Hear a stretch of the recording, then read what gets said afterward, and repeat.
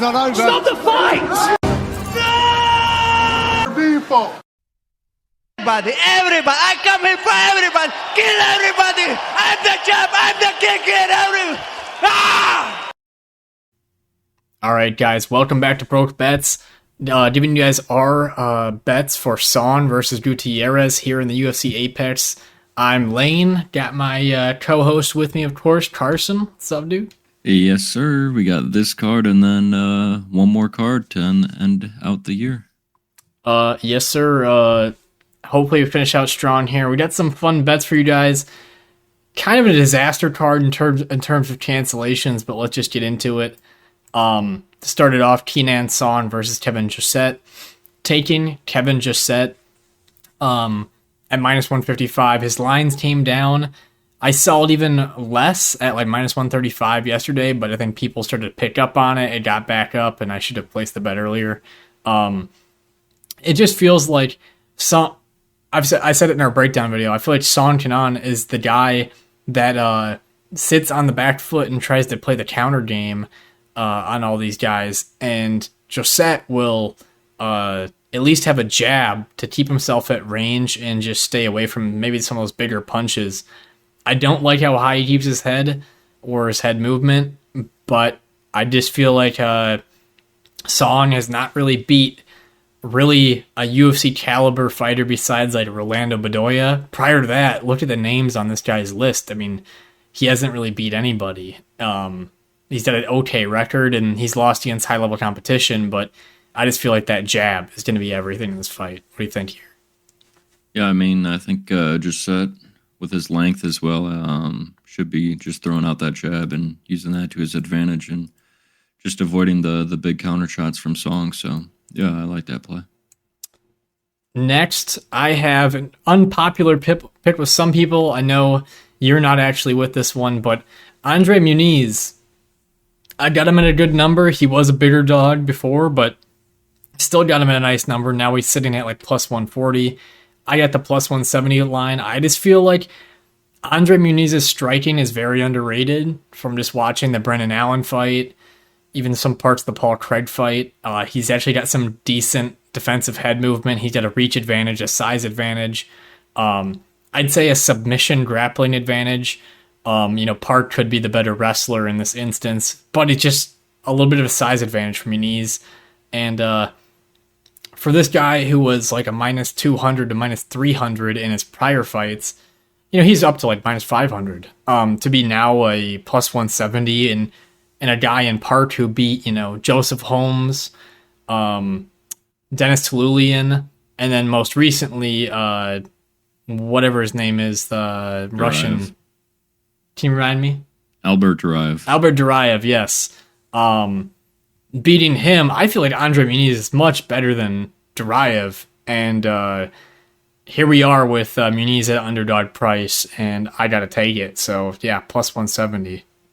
I know you have separate thoughts on this fight, so I'll let you speak. Yeah, I mean, I see it, but he's now plus 130, so it's even come down even more than that as well. So, definitely got a good line. His length should stand out here as well. So, yeah, I mean, in that Brandon Allen fight, we saw he had better striking than what we thought previously. So, who knows? Yeah, I think it's a good stab at an underdog on this card, though. Right. I also like the over 1.5 in this fight. I didn't play it because I just don't want the extra crossover between this already underdog bet. Sometimes we have tough instances where we have to try to play the underdog or the over because sometimes you don't want the overlap. And a good example of that was we wanted Matt Frivola, but then also the under. So we didn't play the under, but we played Matt Frivola versus Benoit Saint-Denis, and that didn't end well. So that's one example. Moving down, I had a straight bet or a parlay with Tatsuro Taira and Alan Nashmento. Alan Nashmento pulled out maybe, 2 days after I placed the bet. So now on BetUS, I'm just sitting with a straight bet on Taira. I beat line movement. It's still worth having it. And I just feel like, the ground game's going to dominate. It doesn't feel too risky.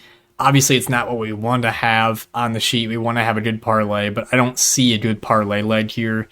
I don't really trust Son Yadong completely, just because Gutierrez is just a leg kicker, and if that's a big influence in round 1, it could be a fucked up fight for him.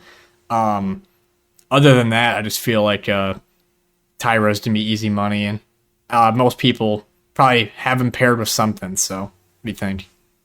Yeah, I mean, it just sucks that Nascimento pulled out day 2 after we placed that parlay bet. Yeah, and we're stuck with the minus 450 straight bet. So, yeah, it sucks, but I'm pretty confident in him winning the ground game.